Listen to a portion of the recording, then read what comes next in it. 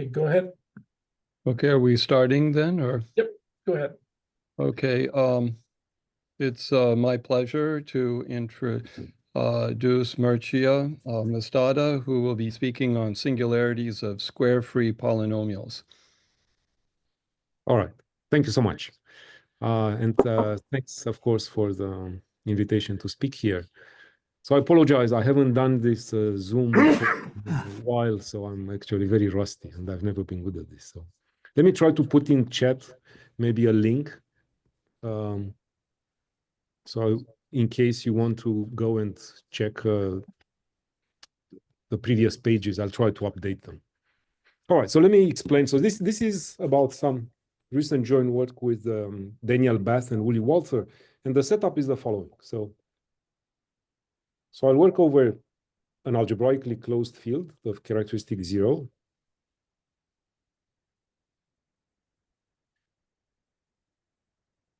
And I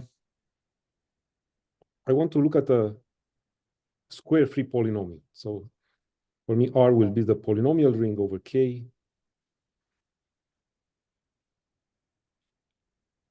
You make this look bigger, Maya? Okay.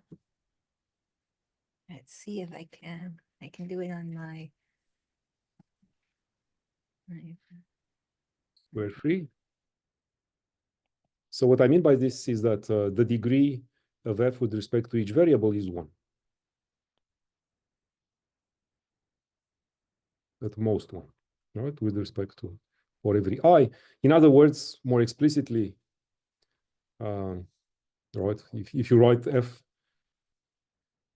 as a sum of monomials with some coefficients, right? So u is just let's say u1 up to un in 0, 1 up to n, where as usual I write x to the u for x1 to the u1, xn to the u. Okay, so again, so basically all powers that show up are either 0 or 1. And this is a slightly strange notion because, for example, it's very much coordinate dependent, right? But still, I mean, in practice, there are some interesting objects that have this shape. So this is our main theorem. So this says that if f is irreducible and square-free,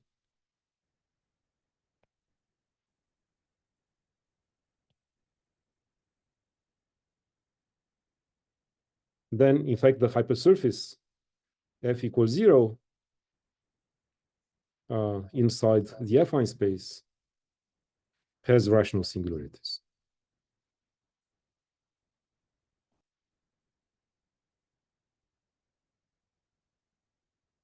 Okay, and my plan is basically the first part of the talk to just explain, first of all, give a little bit of motivation, explain where the question came from, and then give a gentle introduction with what rational singularities are, especially from the point of view that will be relevant for the proof of the theorem. And then maybe in the second half, I'll explain the main ideas in the proof. So let me make a few remarks. So first of all, rational singularities, as we'll see a little bit later. So this implies that the quotient ring, right? So the ring of the hypersurface R mod f is normal, which implies, for example, that that it's reduced, and the irreducible components are disjoint. So the minimal primes, right? Any two minimal primes are not contained in maximal ideals. So irreducible components are disjoint.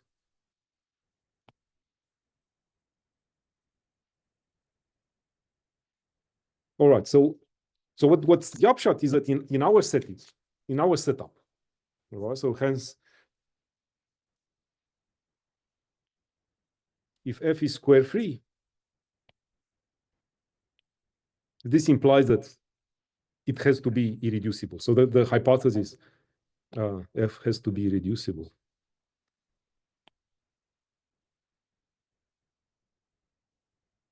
And the reason is the following, because if I have f as a product, g times h, and g and h are not constant,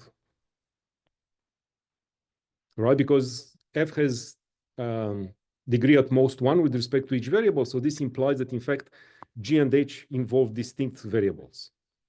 So g and h involve distinct variables. So in particular, if I choose a 0 for g and a 0 for h, so this implies that actually they have to intersect. Right? So g equals 0 intersects with h equals 0. Okay, so this just says that the hypothesis, the irreducibility hypothesis, is actually natural. Let me see if I can save this.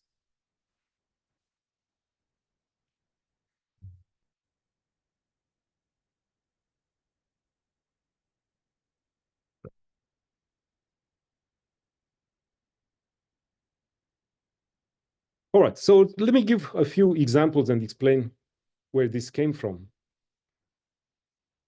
What sort of polynomials one might encounter in this, with this shape. Okay, so maybe the most familiar one, maybe it's if I take f to be, for example, the determinant of a matrix of variables. Right? So if I have A to be x11, x12, x1n, xn1, and so xnn. Right? Of course, so if you compute the determinant, so of course this is square free, and of course the result, right? So the assertion, rational singularities, in this case, it's classical.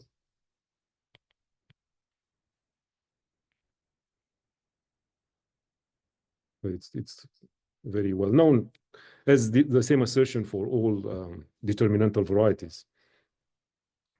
Another funny example is, for example, what happens if you take the permanent of A, right, which is basically the same as the determinant, but you get rid of the signs. And actually, in this case, I don't know. Maybe it was known that actually this has rational singularities, very likely, but at least I was not aware of it. So closer to actually to our interest, or at least to my co-author's interests. So it's the case of a Kirchhoff polynomial of a graph.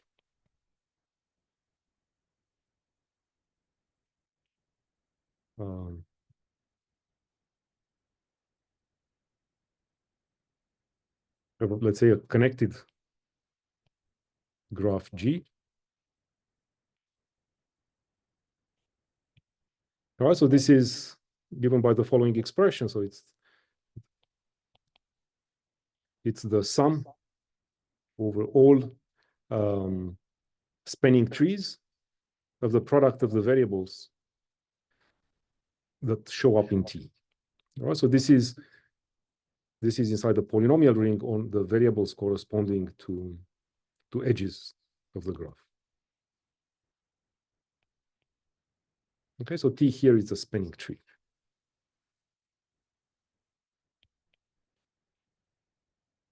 Okay, so this is one way of encoding what spanning trees you have on the graph. And of course, if you evaluate it at 1, 1, 1, 1, basically you get the number of spanning trees. So it's an interesting invariant, and somehow, I mean, there's been I think quite a bit of work actually how you compute it and so on. But in fact, at least my co-authors were interested in a slightly more general setup. Okay, so more generally,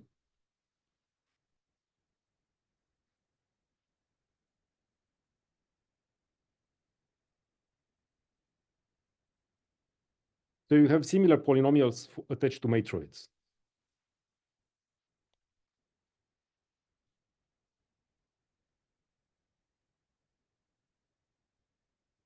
Attached to, let's say, so I have a matroid M on a finite set.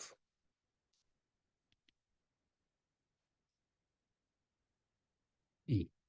Okay. So again, so maybe I won't, I don't think it's the time now to actually explain what a matroid is. So basically it's described by a collection of independent sets, right? So described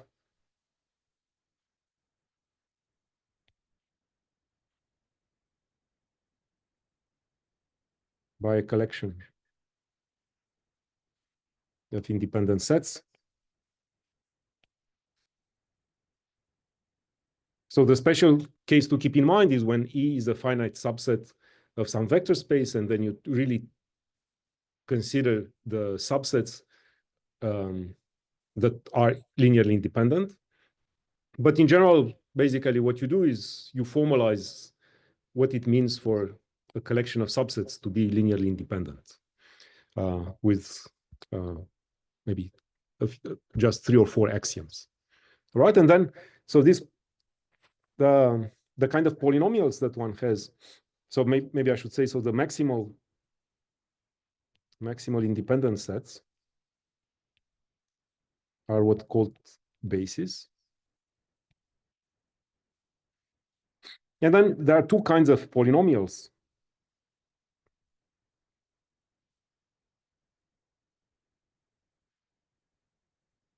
So there is so this is all, I think, Bath and Walther. So they studied various invariants that you can attach to matroids. For example, this matroid basis polynomial, which again is something of very similar shape with the Kirchhoff polynomial. So it's the sum of all x to the b's, where b runs over the basis of them. Or more generally, they have something called matroid support polynomial, where you don't specify the coefficients. Matroid support polynomial is something like sum of CB x to the b, where you assume that these CB are non-zero. Again, what they prove about these sort of things, and actually they have also more complicated things which are not necessarily homogeneous. So they show the following.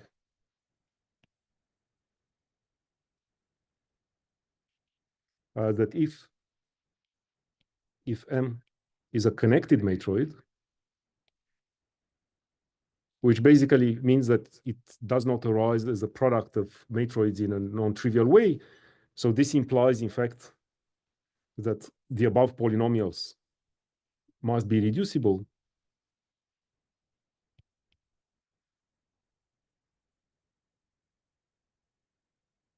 Then, in fact, these polynomials, the hypersurfaces, have rational singularities.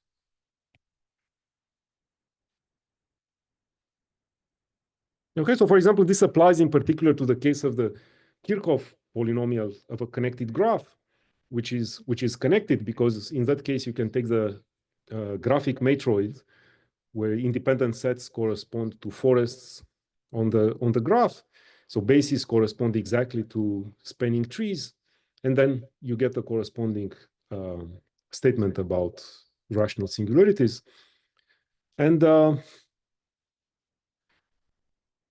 I mean, I think from my perspective, I think what's interesting, so an interesting question.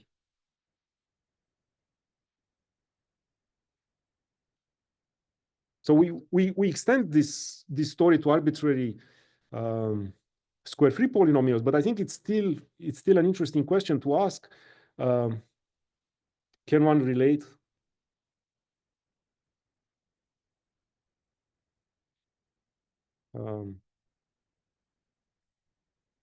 relate further properties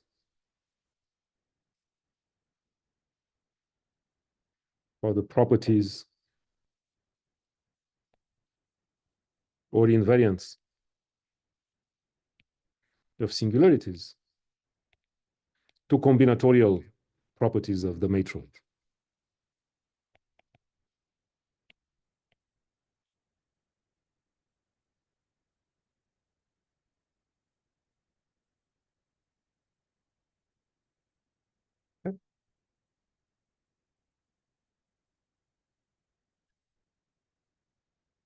All right, so there is maybe before moving on and starting actually talking about rational singularities, let me mention also one aspect regarding positive characteristic.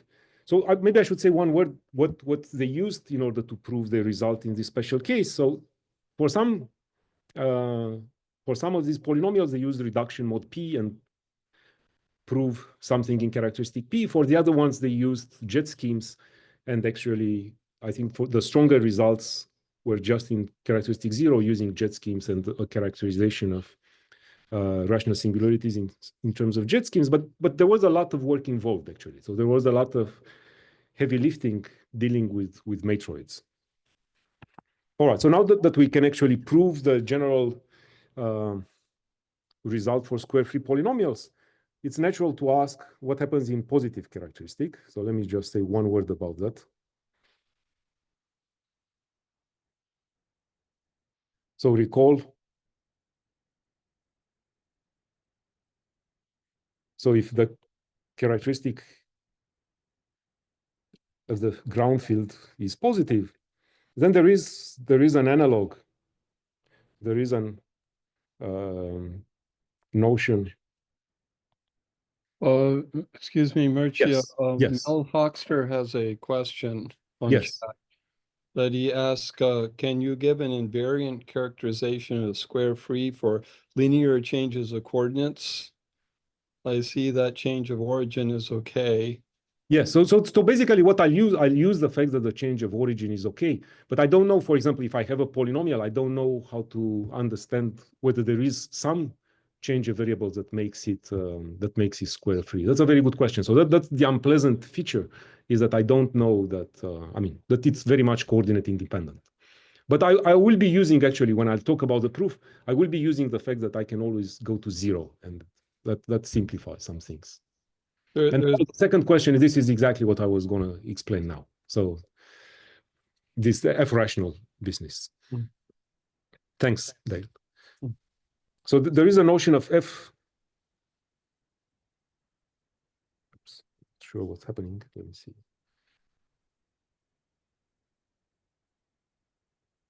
There is a notion of F singular, so F-rational singularities.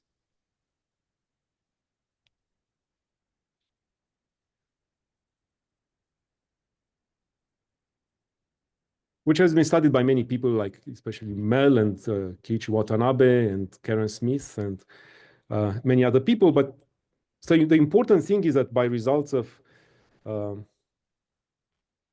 Karen Smith and then Hara and independently by Mehta and Srinivas,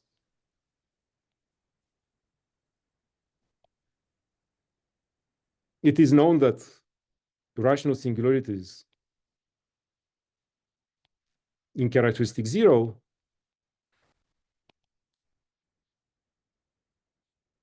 are equivalent with F rational singularities in characteristic P. How should I say? Maybe 4 reductions mod P.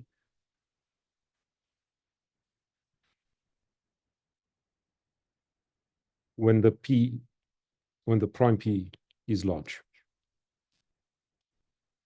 Okay, so again, these F-rational singularities have a very different feeling. So they are defined in terms of the Frobenius and the behavior with respect to the Frobenius, while in characteristic 0, most of the descriptions have to do something with resolutions of singularities.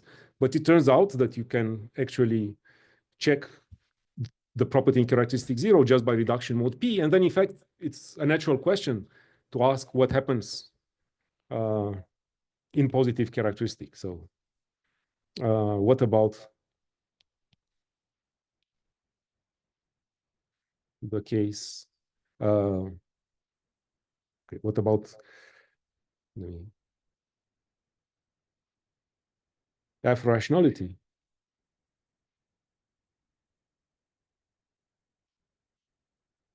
For irreducible square-free polynomials.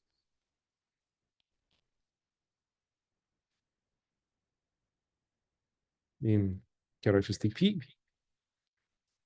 And in fact, so we posted our paper maybe in mid-December. So by now there is already an answer. So the answer is that it's okay. And this is a very recent result. I think maybe it came up on the archive maybe a couple of days ago. So this is due to Aldo Conca, De Stefani, Luis Nunez Betancourt,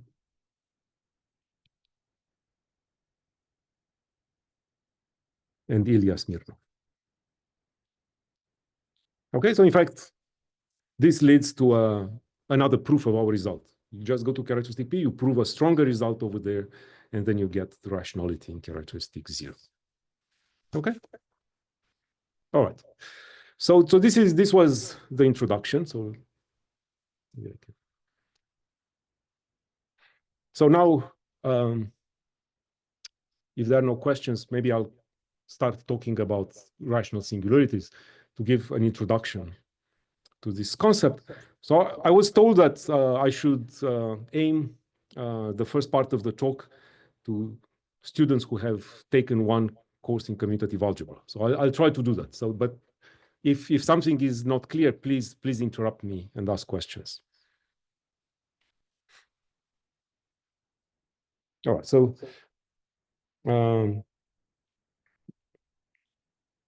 rational hypersurface singularities.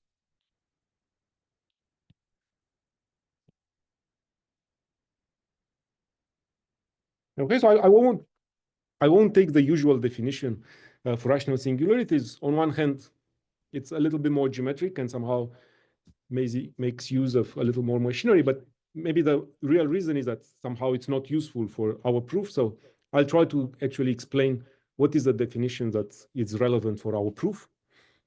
So, okay, so here is the setup. So again, all the rings that show up will be essentially a finite type over our ground field K. So I'll fix a ground ring. So R will be a regular finite type K algebra. And I think it's good to keep in mind the main example for us will be just the polynomial ring. Maybe I'll take the dimension always to be n. All right, and the idea is the following. So basically, in this sort of business, you try to measure singularities using certain kind of valuations. So you have some valuations, you attach some invariants, and then you let the valuation vary and you see what sort of constraints you get. So let me explain how this works. So consider the following thing. So consider extensions. So I have R inside S, inside K. So K is the fraction field of R. So again, this will be a finite type. And I don't really need S to be regular. So for example, I can just take S to be integrally closed. So it's normal. And I'll take P to be inside S to be a codimension 1 prime.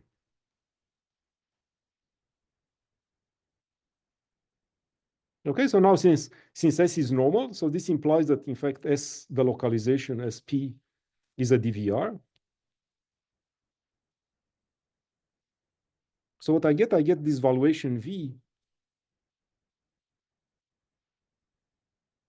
I guess it's a discrete valuation V on K. All right, associated to this SP.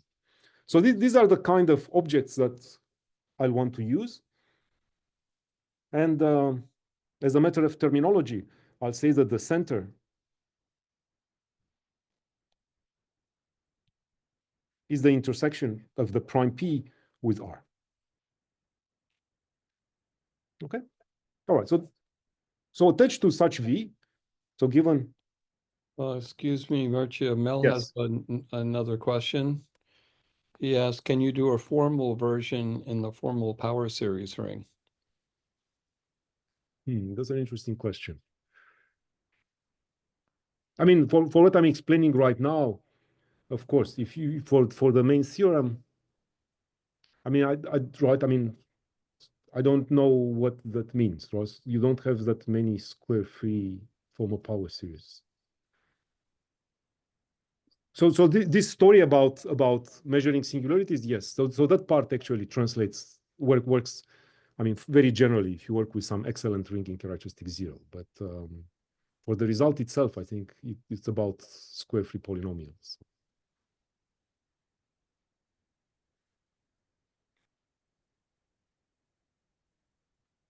All right. Okay, so now what I wanted to say is that given such evaluation V, so I get two invariants. Oh, sorry, I should have, let me say two invariants, but of course it's invariants of what? Right, so what I want to study actually is it's one hypersurface. So let me go back here and put, so I start with some f inside R, which is non-zero. Right, so this is the polynomial that I want somehow to measure in terms of its singularities. So of course, the first invariant is just what I get if I apply V to F. All right, so this will be just some non-zero integer, non-negative integer. And I want to compare it with something that in some sense keeps track of how complicated the valuation is. So what you do is the following. So I have, right, I'm looking at the module of Keller differentials of R over K. So I tensor it over R with, let's say, with S localized at P with this DVR. And I'm going to omega 1 for SP over K. All right, so both of these are, in fact, both are locally free. I mean, they are actually free. Sorry.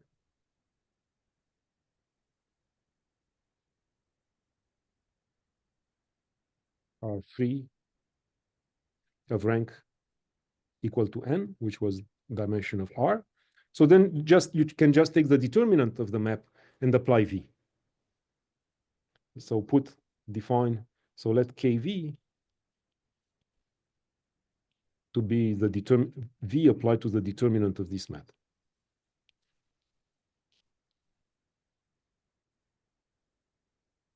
Okay, so these are the two integers that you associate to such evaluation. And then you get the log, what's called the log discrepancy.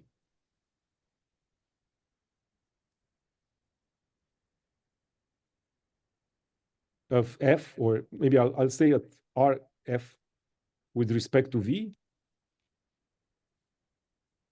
Is this thing denoted by AV of RF? So this is just simply KV plus 1 minus V of F. Okay, so again, this is some integer. Now it's not necessarily non-negative. And what we want to let V vary. Okay, and check what happens in this case.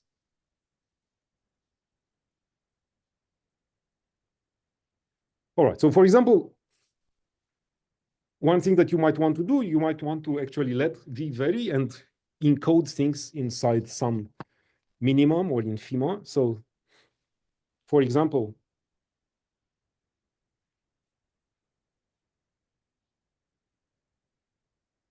if I take I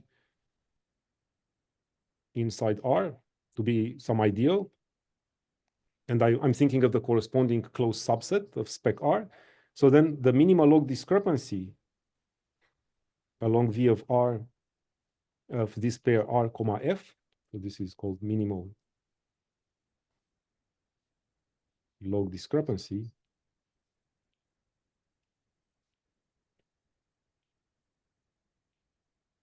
is simply the infimum of all things like this, AV of R and F, when you vary V, and then the condition is that you put the center of V on X to be contained inside this closed set. Okay. A variant of this thing is if I take this to be an irreducible set, I can actually require that the center. So a variant is that if I take P to be prime, maybe, okay, maybe I'll use a different letter since P was my, so let's say if Q is prime in R, so then I'll write MLD with respect to this Q of R and F. So again, it's the same kind of infimum where I'll take AV of R and F. And now I impose that the center of V is really Q. Okay, so these are two examples of such invariants, and actually they're extremely interesting. So people, when they study singularities in birational geometry, you go to much large class of, much more general setting. For example, R is not necessarily regular. It itself has mild singularities. So instead of looking just at F, you can allow some sort of rational exponents. And then the behavior of these invariants, it's really very interesting. And it's related with some very interesting and hard conjectures. But for us, basically, I'm using this mostly in order to actually explain how you want to define some of the first classes of singularities. All right, so basically, I'll just define two of them. So two classes of singularities defined by such invariants. I don't think I'll use the notation for minimal low discrepancy, but so the first class is so-called low canonical singularities. So you say that this pair, or if you want, you can think just of the polynomial. So this has low canonical singularities.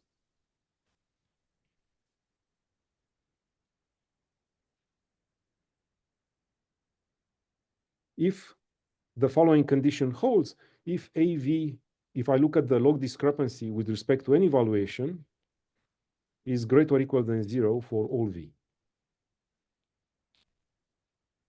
Okay, so I think that if you see this for the first time, it's a little bit unclear why actually this makes any sense. So one explanation is the following fact is that at least if you avoid the trivial case when dimension is 1, so if dimension of R is at least 2, then, and if for example, and there is some V such that AV is actually negative, then in fact this infimum of AV RV is actually minus infinity. So in some sense, from this point of view of this way of measuring singularities, things get as bad as possible. So if you want to keep them under control, at least it's natural to impose this non-negativity condition. This is not the real reason for doing it. And in fact, the main reason is because it turns out that this kind of condition is related with applications of vanishing theorems. And in fact, it is the right condition if you want to run the minimal model program. It's somehow the most general, the weakest conditions that you put on singularities in order to be able to do birational geometry. But at least for us, basically, one way to think about it is that somehow it's the first way, the weakest way to impose conditions on singularities coming in this way from valuations. One remark here is, so let's consider what happens in the case. Suppose that in fact, the ring that I started with, S is actually equal to R. All right, so in other words, P is just a codimension 1 prime in R. Okay, so then in this case, KV, right? So basically, the map between those omegas is just you go from R to its localization. So that's in fact an isomorphism. So KV in this case is just 0.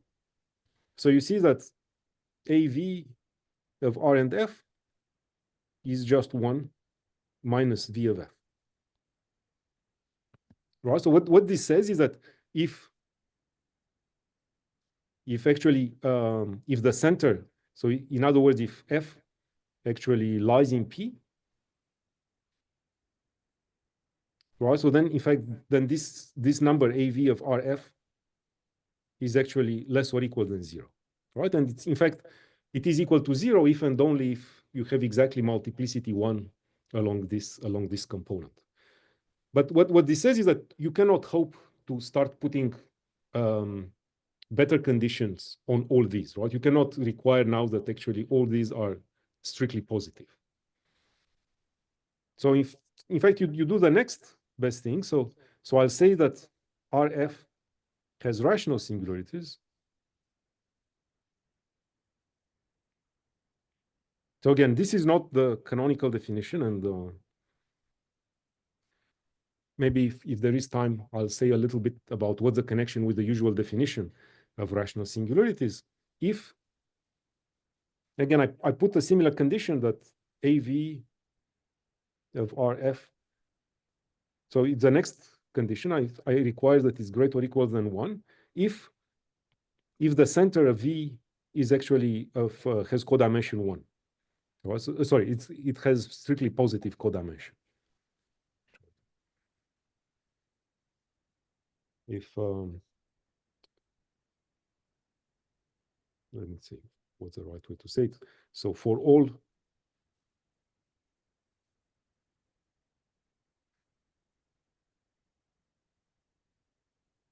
V with center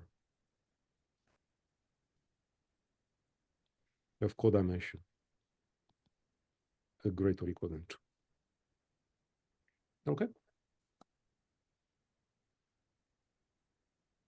All right, so let's do one example. So somehow, so we see how this works. So let's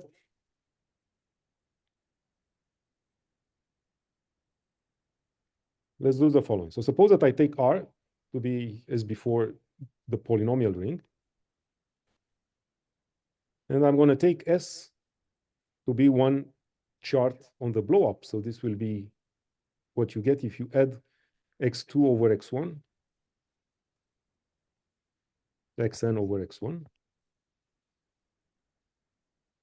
All right, so this is again a polynomial ring, but in the new variables y1 up to yn, where y1 is equal to x1 and yi is equal to xi over x1. Okay, so they are both polynomial rings.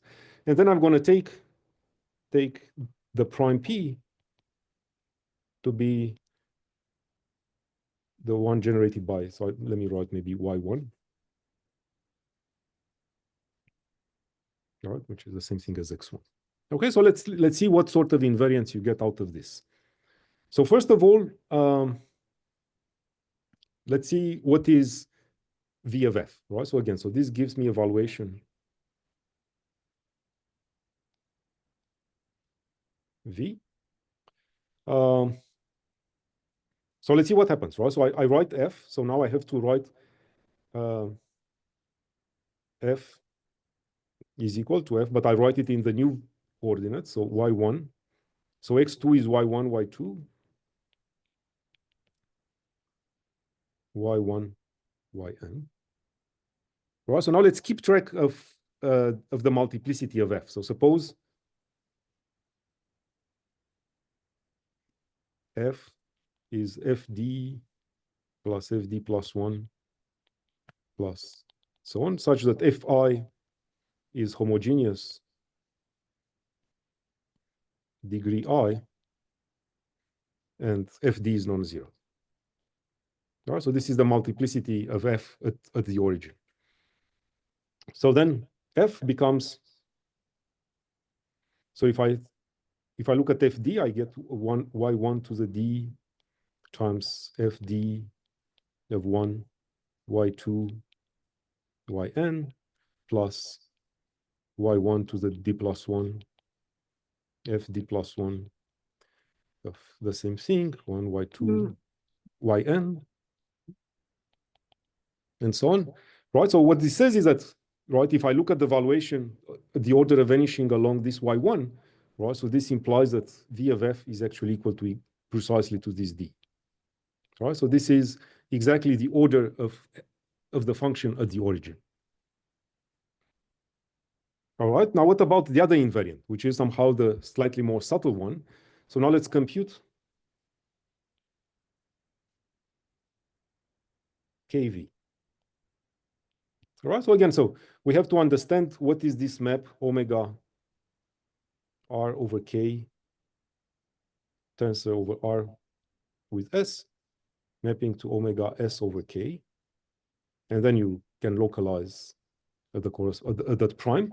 But omega r over s, so this has basis, right? So this has basis dx1, let's say dxi tensor 1. The other one has basis,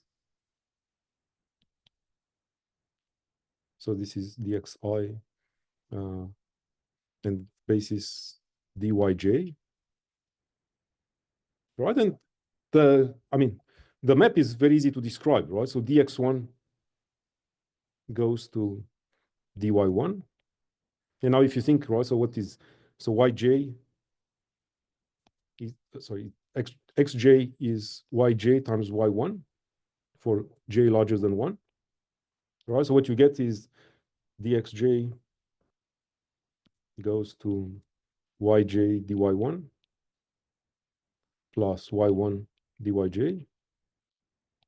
Right, so if you take the determinant, you see that what survives, so take dx1, dx2 up to dxn to dy1, dyn, and then you get a y1 from each of these j's where j is larger than 1, right? Because the other term is dy1.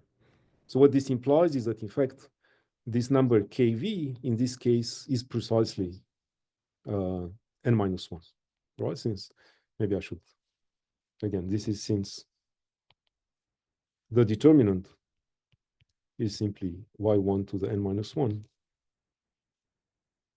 Okay. I guess it's the ideals. All right. So what's the moral, for example, in terms of low canonical or rational singularities? So the conclusion is that we have low canonical singularities. Well, only if, so I have just one implication, right? Because I'm looking just at one valuation. So low canonical singularities implies that kv plus 1, which is n, should be greater or equal than the degree, right? So then this order. So it implies that d is less or equal than n. And rational singularities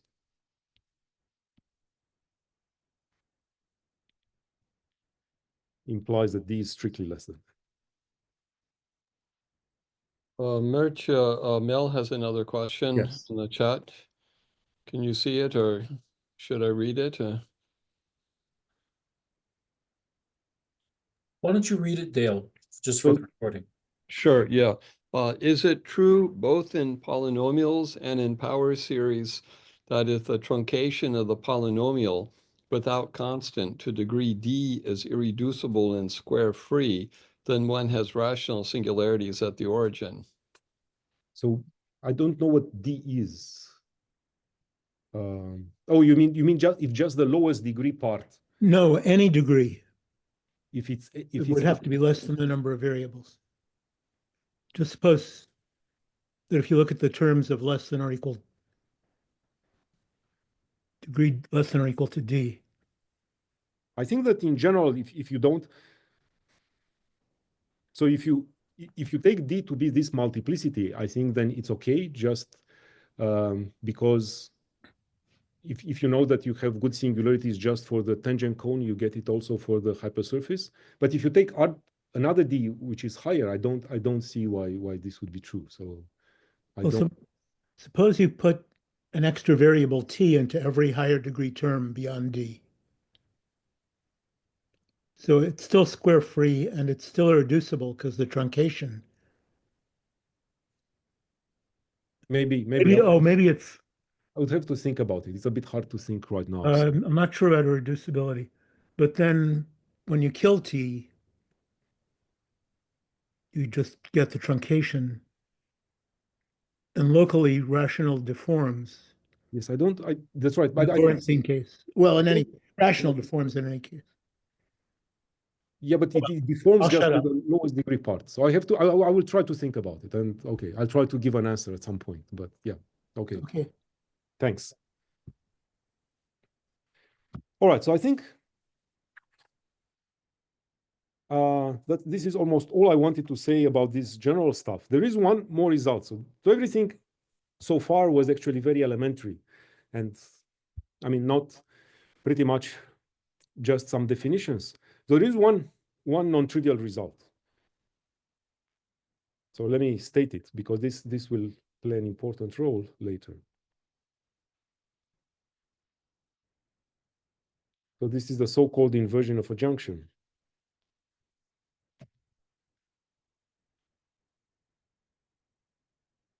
Due in various forms to various people, starting with Shakuro, but I think maybe in this form that it's maybe due to Kolar. All right, so this is the following. So suppose now that I have H inside R, again, it's non-zero, such that on one hand, R bar being R over H is again regular. And I want that F bar is not zero, right? So F bar is just the class of F in here. So this is different from zero. So H does not divide F bar. So then the pair R bar and F bar is log-canonical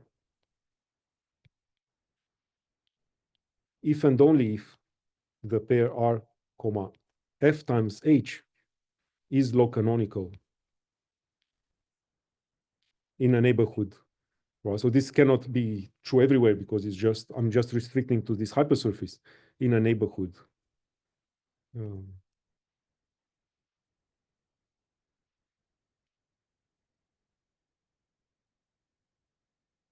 Of the hypersurface H equals 0. Okay, so this is actually an interesting result, which actually uses some vanishing theorems in order to prove.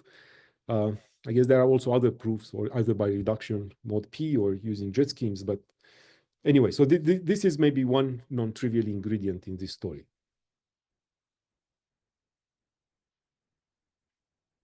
All right, so maybe, I don't know, I understand that there is a small break at some point. So maybe this would be a good time to take a break.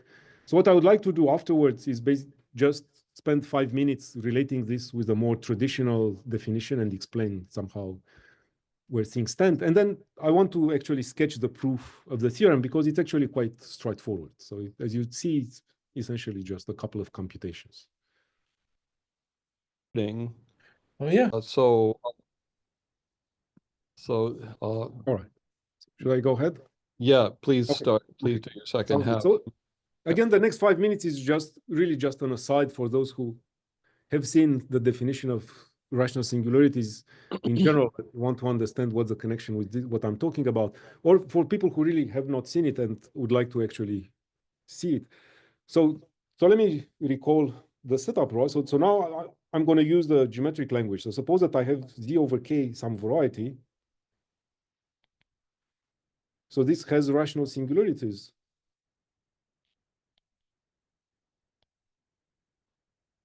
If for some or any resolution of singularities. Remember that we are in characteristic 0, so we have resolution of singularities. So let's say from Z tilde to Z, we have the following two conditions. So first of all, the push forward, so pi lower star of OZ tilde is equal to Z, which is equivalent with saying that Z is normal. And a second condition about the higher direct images of OZ tilde being equal to 0 for all I greater or equal than 1. Okay, and the main reason why this is interesting is because, for example, it allows you to compute, for example, cohomology of line bundles on this variety in terms of the cohomology of the pullback on the resolution. So basically, you reduce it to a smooth case. And yeah, so I think that, yeah, so this is, I think, a fundamental concept that goes back maybe to Artin. And one slightly different way to formalize it, if you want to make it a little fancier, to go in the derived category. So this says that the canonical map from OZ to the push forward, the derived push forward of OZ tilde is actually an isomorphism. All right, so this is in the derived category of coherent sheaves on Z. Right, but then the advantage is that if you apply duality, Grothendieck duality, R hom from OZ into omega Z, like this. Right, so then you see that this is an isomorphism if and only if after you apply this duality you get an isomorphism. So you see that the condition is equivalent with the following two conditions. To the fact that Z is Cohen-Macaulay,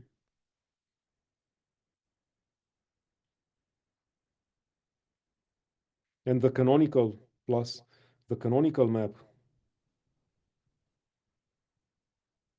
from pi lower star omega Z tilde to Z tilde, sorry, to omega Z is an isomorphism.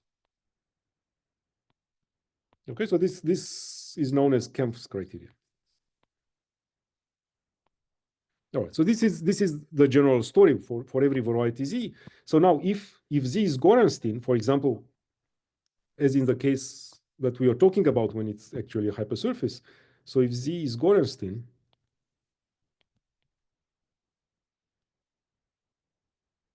then of course the Cohen-Macaulay condition is automatic.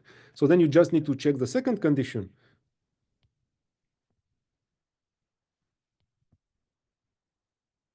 Is equivalent with, maybe I should put also normal. Let me just, okay, let's say Gorenstein and normal. So this is equivalent with the fact that Z has canonical singularities.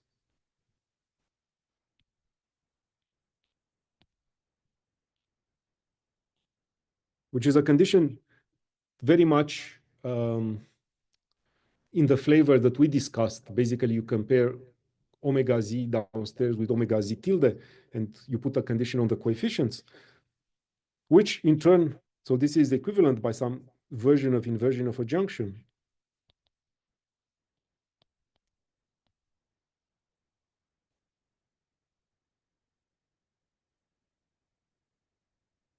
With a condition that in fact the pair, let me see. Okay, so now this is if, let's say, in our setting, when if Z is a hypersurface in X smooth. So this is equivalent with the pair X comma Z has canonical singularities.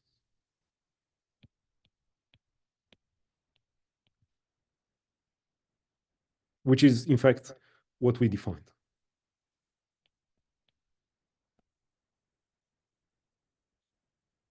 Okay. So in this setting, you can look, I mean, we can just take the characterization of rational singularities just in terms of the behavior with respect to these valuations, as I discussed. Okay, but again, this was just an aside, so feel free to just ignore this part. So now let's actually talk about the proof of the theorem. Okay, so let's say sketch of proof.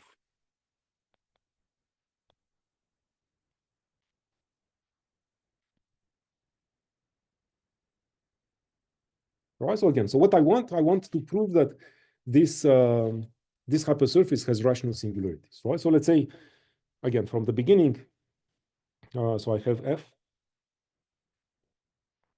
in R. So this is polynomial ring, Xn. So this is square free. And irreducible.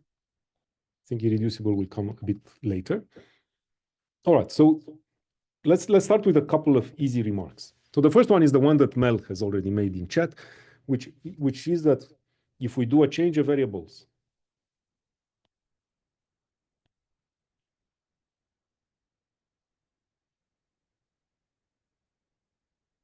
of the form that, let's say, xi is yi plus ai for all I, so then f remains square free. Right, and I hope this is clear. There is no way, right, to introduce actually powers greater than 1. All right, so this will be convenient because we can always go to the origin.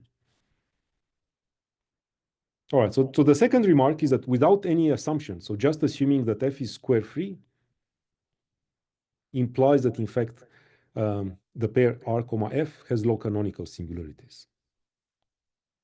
All right, so I don't know the strongest statement yet for rational singularities, but this actually does not even need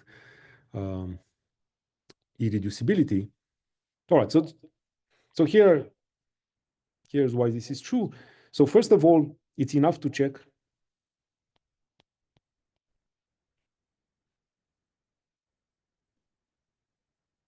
in the neighborhood of every point, of any given point. And now by 1,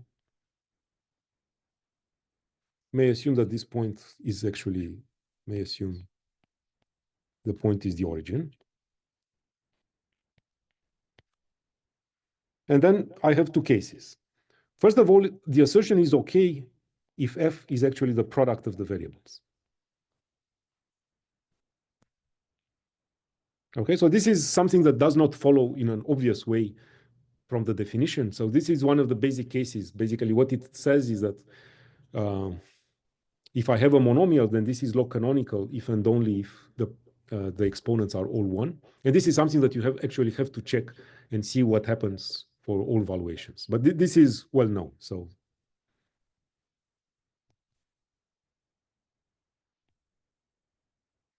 all right, and finally, otherwise, so if not, so this implies that there is some I such that xi does not divide f. All right? But in this case, I can restrict, right? So how should I say? Take the image, go to R bar, so which is R mod xi, and f bar has right, it's square free again, right? So if I make one of the variables 0,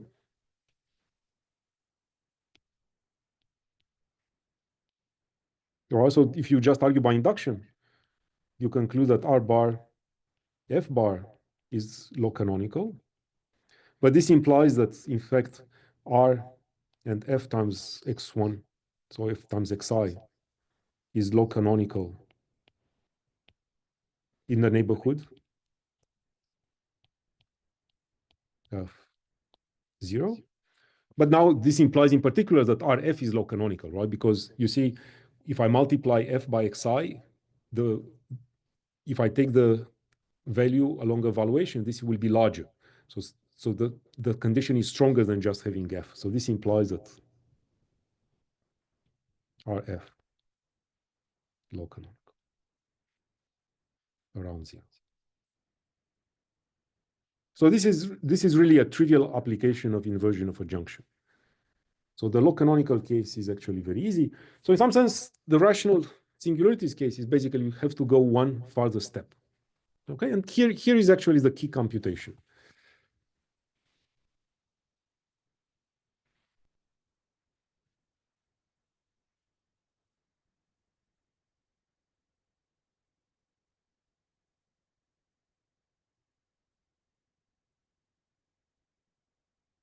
Okay, so let's say that M is the maximal ideal at the origin. So as I said,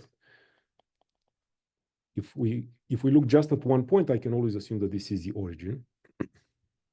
So D, let's say it's the multiplicity at 0 of f, right? So this is the smallest degree of a monomial that shows up in f. So my claim is the following, that is that if V has center M, the maximal ideal at the origin, so it's evaluation centered at the origin, then in fact AV of RF is greater or equal than N minus D. Okay. By the way, we know that D is less or equal than N because we've shown that, for example, we have law canonical, and we saw that in law canonical condition implies D less or equal than N. But anyway, this will also come. All right. So let's do a computation. Right. So let's do what I did before. So basically, I want to look at the blow up. So let's choose. So let I, let's say maybe. So after relabeling the variables, I may assume that V of x1 is less or equal than V of xi for all I. Right? So this means that if I'm thinking of R lying inside this S that we've had before, so this was, again, let me remind you, so it was x1, and then I have x2 over x1 and xn over x1. Right? So note that the way I set things up is that V takes non-negative values on all these quotients. So which means that I can think of V not just as evaluation over R, but it's also evaluation over S. Right? So it comes, so so S will be contained in the DVR corresponding to V. Right? So I have, let me remind you the computation. So we had x1 equal to y1 and xi is equal to y1 yi for I greater or equal than 2. Okay. All right. So again, let's do what we did before. So I write F as Fd plus higher order terms. So this means that if I think of F inside S, so if I take y1, y2, y1, yn, so this will be given as follows. So it will be y1 to the d times F of 1, y2, yn plus, maybe I'll take this like this, plus y1, so this will be fd plus fd plus 1 of something, and so. All right, so let's say that this is G. All right, so this is the strict transform of our F. So what you notice is that if I take G and if I restrict it to what I get when y1 is equal to 0, what I get is this fd of 1, y2, up to yn. Right, but this is, so this implies that this is square free. Okay, so what we know from the beginning is that, right, what we showed, I guess, in part 2. So 2 implies that, in fact, the pair S and G is law canonical. Okay, so now let's see what mileage we get out of this. Sorry, so I guess let me be a little careful, right? So that's not what we showed. So let me. So what we showed is that S mod y1 and G bar is law canonical, right? And then inversion of a junction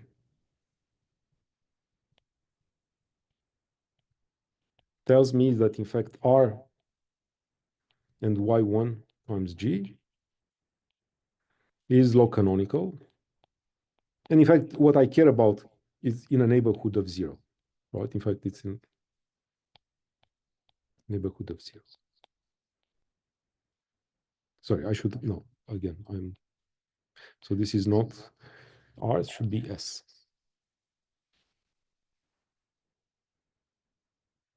And this should be in a neighborhood not of 0, but rather of the hypersurface y1 equal to 0. Okay.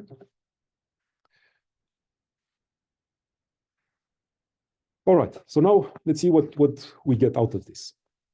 All right, so this implies that given So since V has center M on right on R, so it implies that it has center on y1 equal to 0 on S. Right. So the conditions that I know that for low canonicity tells me the following. So this tells me that K. So now I have to be a little careful, right? So I can compute this KV both with respect to R and with respect to S.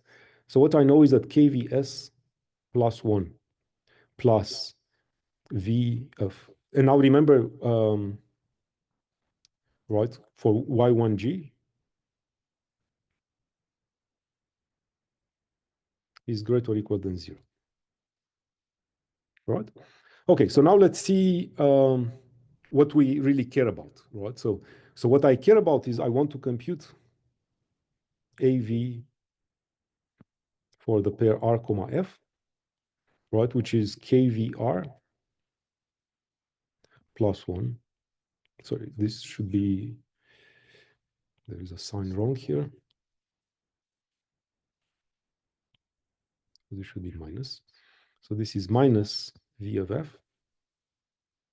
All right, so I want to get an estimate on this log discrepancy.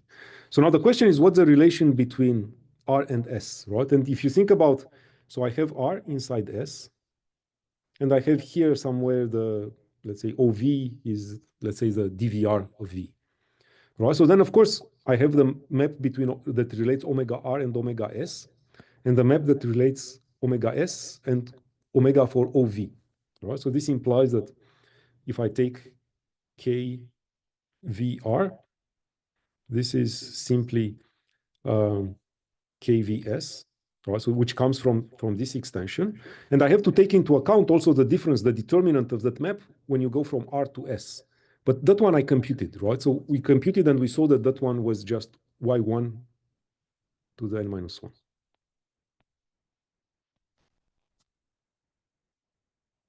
Okay, all right. So now let's go back and see what we have. So AVRF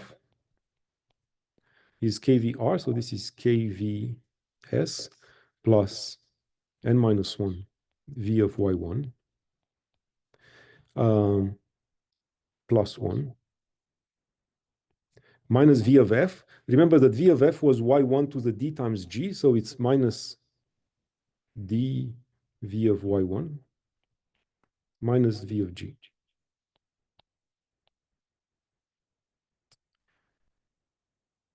Okay, so now what do we get? So KVS plus 1 minus, okay, let's put here, I guess I have to put,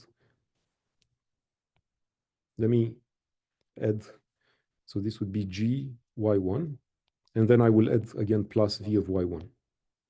Right, so this, the underlying things, I know that they are greater or equal than 0, so this, the resulting thing would be greater or equal than N minus D times V of Y1. And now I know that this one, right, I mean, this one is greater or equal than 0, this is greater or equal than 1, so the whole thing will be greater or equal than N minus D. Okay, so this proves this claim, right? So again, so what the computation does, it gives you a lower bound for the discrepancies for things that lie over points. But this is the key thing. So let me just say a couple of words about where to go from here.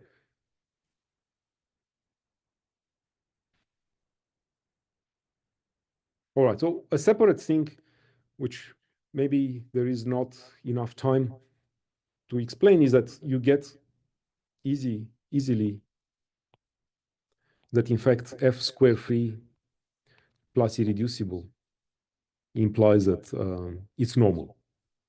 So R over F is normal. You just need to check the singular locus, and this is easy under this assumption of normality, under the assumption of square freeness plus irreducibility. So maybe I won't say much about this. So then the other thing, right? So we have two things. One is I have a lower bound for this discrepancy in terms of multiplicity. So now we have to actually get an estimate on the multiplicity to say that the multiplicity cannot be too bad. So this is the other step that's necessary, which is the following. So suppose I have W inside AN, which is closed, irreducible, and of codimension R greater or equal than 2. Okay, so this is the place where it matters that basically I'm looking just at things that have center of codimension greater or equal than 2. So then the assertion is that the multiplicity along W of F is less or equal than R minus 1. Right, and by the way, this multiplicity along W, this is the multiplicity at P of F if P in W is general. Okay. So again, this is a pretty straightforward thing to check. So you argue by induction.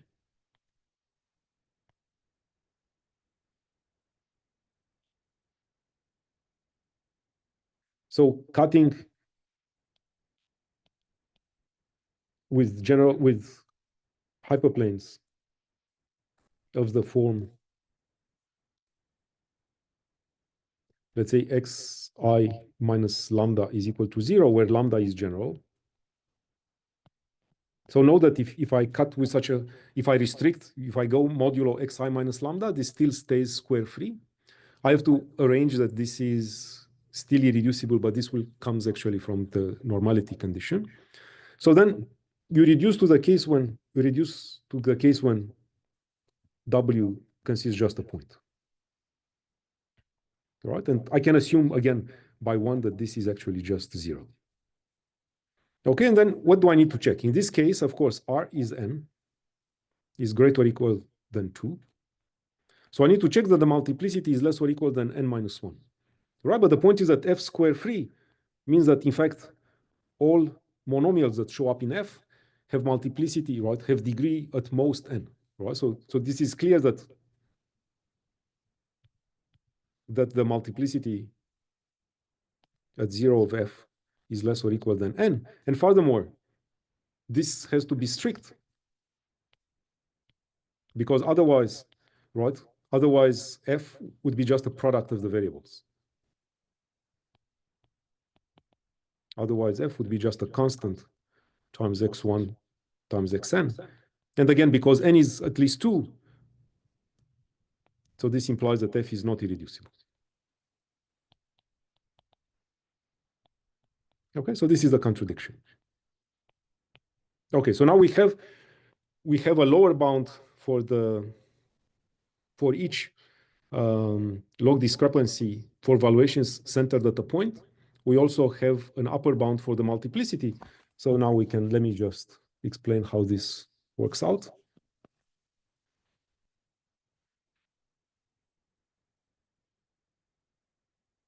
So this is the last step. All right, so let P inside R be a prime of codimension R. And again, remember that this is greater or equal than 2. So what we want to show is that the minimal log discrepancy centered at P for RF is greater or equal than 2. Right? So this says that for every valuation whose center is P, the log discrepancy is bounded below by 2. So now let's take a point that's general on this center. So let M containing P be a general maximal ideal. Okay, so there is a result of Ambro which relates the minimal log discrepancy that has center at P with the minimal log discrepancy that is centered at general point of this containing P. So what this says is the following. So I have the MLD of M of RF. This is equal to the minimal log discrepancy at P at RF plus the dimension of this set, which is the dimension of R over P. All right, so of course, the dimension of R over P is n minus R. So now what do I know? I know that this minimal log discrepancy is centered at a point, right? So this is what we showed, I think, in maybe step 4. So this was greater or equal than n minus the multiplicity at P of F. But remember that multiplicity at P is a generic point, right? So this is the same thing as n minus the multiplicity along W of F. And again, the bound that we gave in step 5 says that this is greater or equal than n minus R plus 1. Right, so now if you combine the two inequalities, so what you get is that this minimal log discrepancy at P, at R and F is greater or equal. Okay, so that's the end of the proof. Okay, so let me stop here. Thank you so much. Okay, thank you. Yes, thank you. Thank you. Thank you for the nice talk. Thanks a lot. Are there any quick questions or? I just wanted to comment on what I was saying before, Mircea. Yes. So just fix any degree. It would have to be less than the number of variables, of course. And Yeah. form a new polynomial by putting a factor of t, new variable, into every term of degree higher than d. Okay. That's still square free. Yes. I'm only looking at the origin. And it's so assume that the part of degree d and lower is irreducible Yes. and square free. Yes. So if you kill t, Oh, yes, that's right. I see what you mean now. theorem says that that'll That's right. rational singularities, right? And they deform. Yes, that's right. You Correct. should Okay. get So now, rationality at least at the origin from. It is right. Okay. yeah. Oh, yeah. Correct. Okay. Now I understand what you said. Yeah. So basically, you Also- just deform using just the new variable. Yeah, just deform the higher degree terms out of the way. Yeah. Correct. I was also wondering, the square free passes to all the partial derivatives with respect to the variables Yep. you're using. So if you go down to degree 2, do you know, is square free just equivalent to even rank? If it's even rank, you can make it square free. You know, everything is either summation xi, yi, or if it's odd rank, that plus a square. Yes. I don't know that you can get rid of this. I don't know whether you can get rid of the square by some trick, but I'm wondering if there's some criterion in terms of. So for a That's- criterion for in two variables to have. No, any number of variables. If you have a quadratic form, Yes. there's a standard form. If it's even rank, you Yes, can of write course. summation xi, yi. That's right. And if it's of odd rank, you can write it as that plus a square. Yes. If you can't get rid of that square, then you would get a necessary condition by looking at all partial derivatives with respect to that are quadratic, and then they'd have to have even rank. But I'm not sure, maybe you can get rid of the square in the odd rank case by a change of variable. True. Actually. So it might give True. some kind of criterion. But probably you have to look at all reductions to dimension 2, right? So somehow. Yeah, look at the whole space spanned by the partials Yes. Yes. and ask whether it might be a necessary condition that everything in the space have even rank. And I have no idea about sufficiency offhand, but I see. That's interesting. I mean, I would only be thinking about linear changes of variables, not, you Yes. can do all kinds of weird things. That's right. Let's say just linear changes. That's right. Anyway, it was just a thought. Yeah. Okay. Thanks. Actually, it's very interesting. Okay. Well, there's a message which came in, I guess, in this conversation. Are such rings diagonally F-split? Okay, I don't think I know what it means to be diagonally of split. It's a little technical, but it gives good results on symbolic powers. Oh, I see. I don't know. I have no idea. So again, all I know by the work I mentioned is that actually they have F rational singularities, but Yeah, it's in general. Well, Carl could comment better than I. Oh, he left. he left. He's probably left. Yeah, he said he was I going to leave. believe, yeah. So you have this restriction about being algebraically closed field. Is this of characteristic zero? Is this actually necessary? Because if you do this reduction mod p and so on, then Well, I guess the problem is that, right, that you need, I mean, you might run into trouble if you have something that's irreducible, but when you go to the algebraic closure is not irreducible. Because I guess rational singularities doesn't really see this.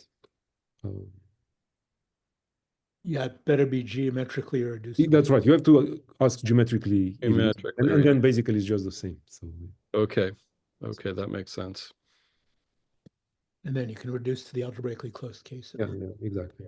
In classical algebraic geometry, that's the way one thinks. I mean, everything's geometrically irreducible, and then you look at various extension rings of Yeah. the field. Yeah.